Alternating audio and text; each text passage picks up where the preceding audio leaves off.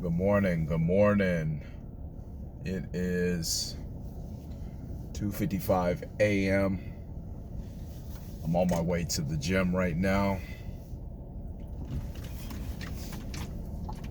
I'm gonna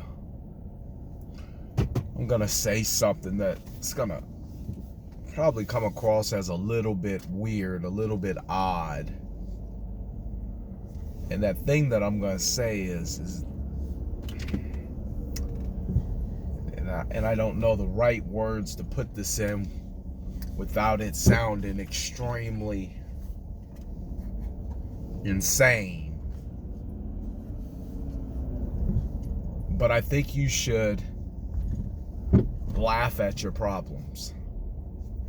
Now you might be thinking, well, what do you mean laugh at my problems? Like laugh, hee hee ha ha? And because I think problems are serious, I just don't think that they're anything you have to worry about. So when I say laugh at your problems, I'm more so saying, one, believe that they're already taken care of. Two, that there's an answer ready for you. And three, that all things pass. And in terms of making sure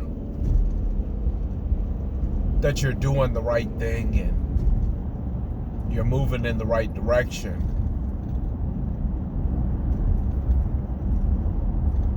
to laugh at things when they come your way. And I'm talking about the worse they get, the more you should smile, especially if you're living your life right, if you're living your life in obedience, if you're making the real effort. I mean, if you're really trying. Don't get discouraged when things start coming at you. When it feels like you're being opposed.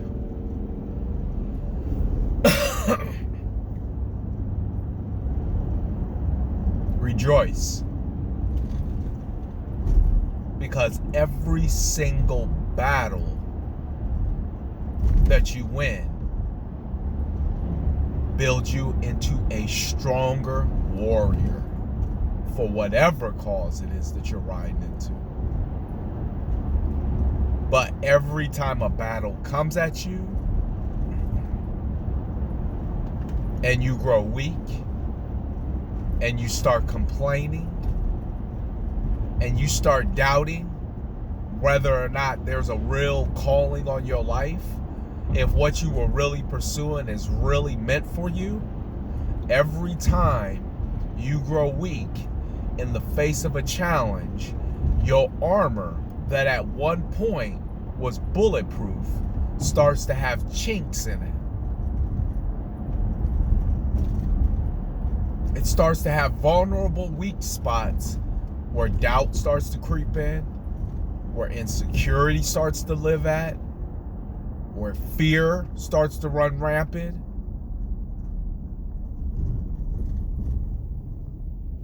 Now, I'll tell you a story. I remember when I was in this real estate coaching course. And I remember my coach, I must have spent over 2 years about $30,000, if not more. And that doesn't even include flying to different states, going to different seminars, and booking rooms and stuff like that. And I remember my coach saying that there was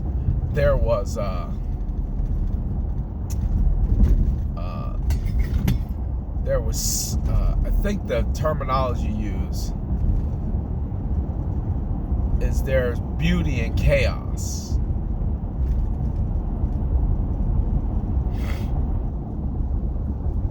And I took what he said the wrong way. And I remember I had a bunch of deals in escrow. This investor called me. and he gave me 15 of his homes to sell. In the historic, they ranged anywhere from 200. It was easily $7 million worth of inventory. And I had this nonchalant, if I think positive attitude, it will take care of itself. Listen, to take on $7 million in inventory, you need a little bit more than positive thinking. You need positive thinking and some swift feet and some real quick action. And I did not take the action. What I asked for was given to me. I did not take the action to move on it. And pretty soon, that investor who thought that I was ready because I portrayed myself as ready for this blessing soon recognized that I was not the person for the job. So he thought. And I lost those contracts. And that taught me another valuable lesson. One, that each and everything that you've been blessed with, you should give it your total time, care, and attention. Not the next deal, this deal. Don't worry about what's next. Worry about what you got now. But the second thing it taught me, you got to put some action behind what you're asking for. So I'm not saying name it and claim it. I'm saying name it, claim it, watch it happen, and get busy. And when you have that kind of mentality, why would you ever worry about a problem? I'm telling you. If I'm not already, I'm getting to the point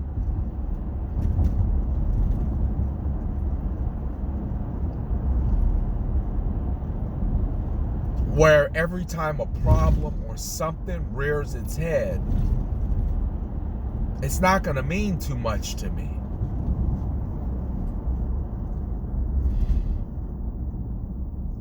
It's not going to have a lot of bearing on how I see things. It's not going to have a adverse effect on how I think the outcome will be. You know, this morning I was praying, and as I was sitting there praying, a couple things and people popped in my mind. And I took that as God's way of saying, reach out to them. You know, this is right in the middle of my prayer.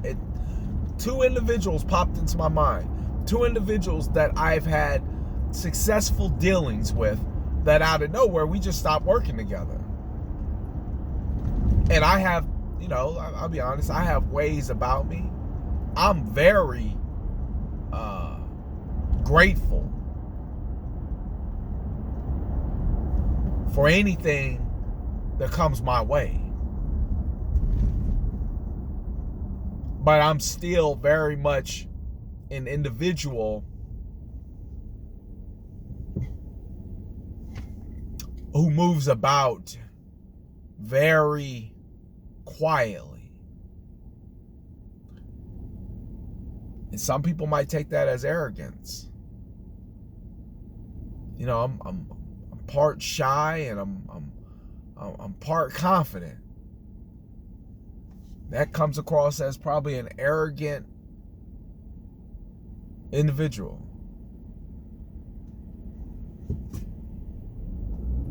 But anyways, those two visions, those two individuals came to my mind, said, reach out to them. And it wasn't, hey, you got some business, you want to do some business. It was just, reach out. And I've learned to trust that. I've learned to trust those, even it could be something as simple as a past client. a relative I hadn't talked to in a while. Their face might just pop up. I'd be like, hey, I might send them a text message, give them a call. Hey, this is Jermaine. I ain't even want nothing. How you doing? All right, cool. You know, then they might have something going on that, you know, they need me for. You know, they might have something going on I need them for. I might have something going on that I need them for. Whatever. Or it might not be nothing. It might have been that they just popped into my mind because they needed to hear from me at that point in time in their life. I was sitting at Starbucks yesterday. I had all my material out. I was studying. A good friend walked in. I needed him at that time. I didn't call him. I don't even know what he was doing on that side of town at that time in the morning, because it was just after my workout.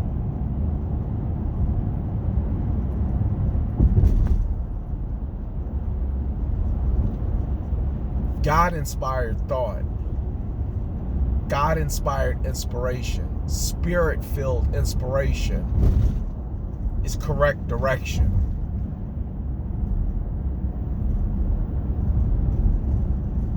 Being denied certain things is God's way of correcting you. A good father corrects his child.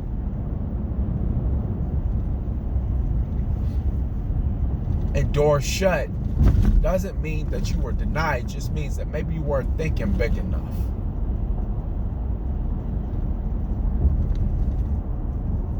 I got into an accident a couple days ago, and now I'm sitting there thinking, okay, what was that all about? And a couple things came to my mind. One is we walked away, so I was like, okay, so what was this all about? Because, you know, right now all I'm feeling is a little bit of inconvenience. I said, but I'm going to chill on that because I know that there's things that are working for me that sometimes don't happen right away. You know, sometimes the hand of God is like medicine. You take it, you know, in 5 minutes, and sometimes the headache go away real quick. Sometimes it takes a little bit longer, but either way, the results are always there that something is going to happen. And then I thought about it a little bit longer. And then it came to my mind,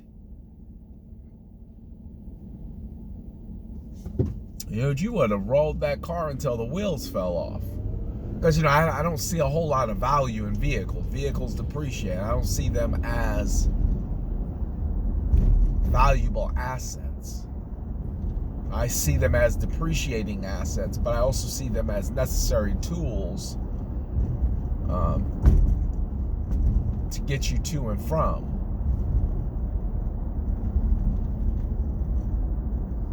And after some serious consideration,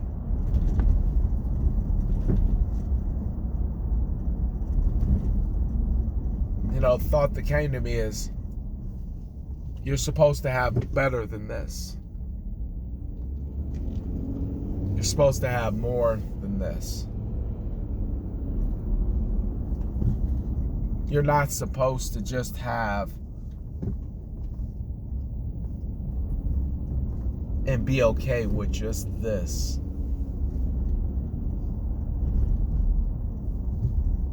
And sometimes things will be taken from you. Sometimes things will be loosened from you. Because had they not, you would have just stayed stuck in that one place. I remember the Israelites when they left Egypt.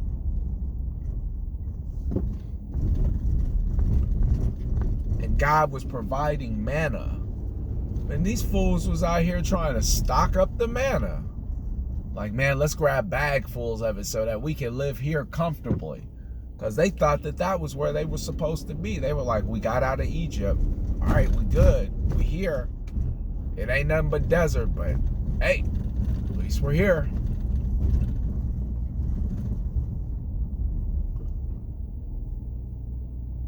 God was like, that ain't the plan.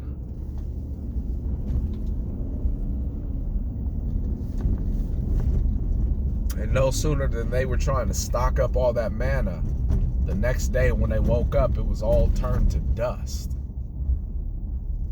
Because see, what God and what we see as permanent, God sees as temporary provisions.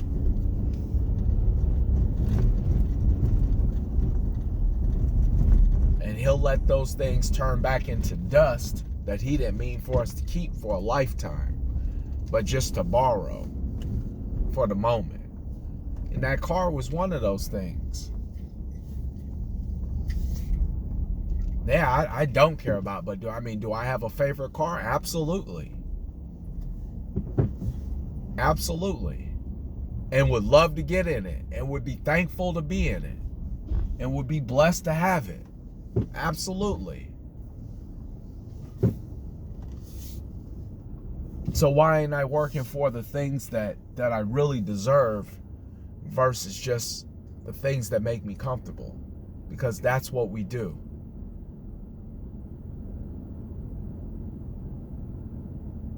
So get to a point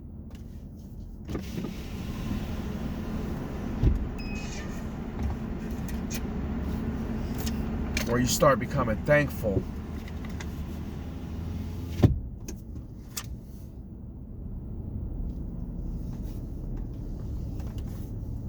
for all the things that happen to you, happen for you. Because I truly know before this year is up, I'm going to be bulletproof on problems. I'm going to be bulletproof on problems. You might be like, well, what does bulletproof on problems mean? That means I'm not worried about it. I'm not worried about it. I'm not concerned about it. As a matter of fact, I'm not even going to acknowledge it. I'm good on all that.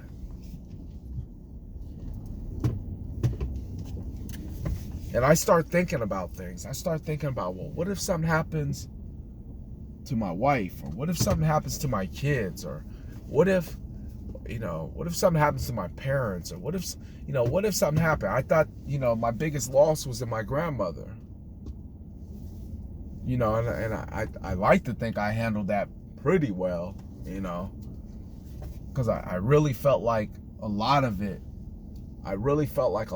was on my shoulders. I don't know why, but I did. And maybe because I felt like God had put something on my life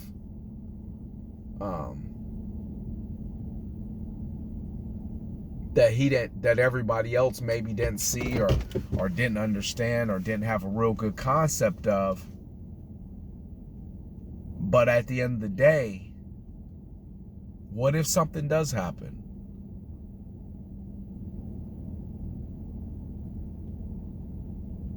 I guess I'm just going to have to trust him.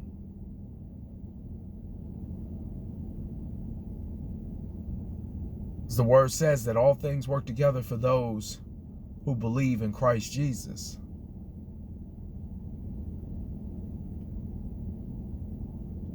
So just imagine. You're driving down the street. Tire blows out. Right? You've had a long, rough day. But instead of complaining, you get out, you check for a spare. You put the spare on. You drive about your business.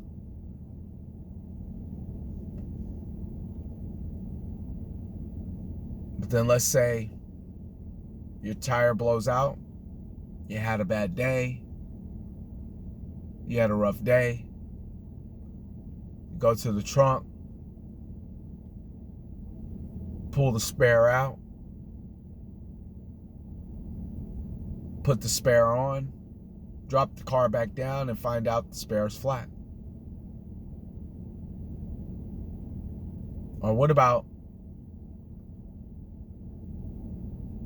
you've had a rough day, your tire blows out,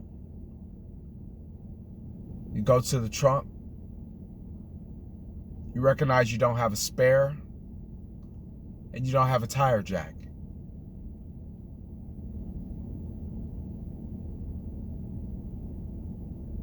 You go sit back in the car, pray to God, thanking him that I even have a car. And next thing you know, the police officer pulls up behind you and says, "Is everything okay?" You said, "No, well, my tire blew out and I don't have a spare and I don't have a jack." He says, "Would it be all right if I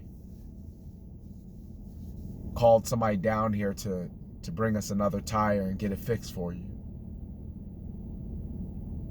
You see how, at each different interval, it played out some way, somehow it played out. But you stayed knowing that there was a solution. There's always a solution. Start laughing at the problems that happen to you, because they're really happening for you.